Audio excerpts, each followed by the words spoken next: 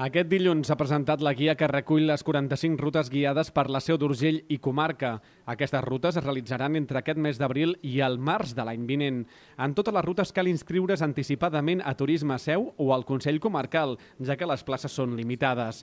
En l'organització d'aquestes sortides hi col·laboren diverses entitats, ja que toquen temàtiques molt variades. Doncs la Unió Excursionista Urgellenca, el Grup Excursionista d'Oliana, Tot Nòrdic, l'Espai Armengol, el Parc Natural de l'Alt Pirineu, el Parc Natural del Cadí Moixeró i, a més, aquest any s'incorpora l'Associació Esportiva de Nordic Walking, Nordic Sport, que, a més, ha agafat les escoles esportives municipals que fa referència en aquesta modalitat esportiva i ens ajuden a donar un bon cop de mà en aquesta iniciativa de les rutes guiades.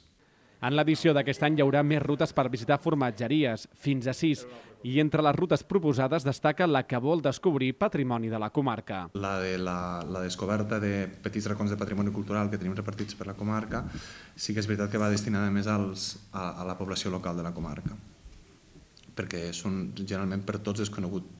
Les rutes guiades per la Seu d'Urgell i comarca són gratuïtes i han tingut una molt bona acceptació amb una ocupació superior al 80% de les places ofertades durant l'última edició.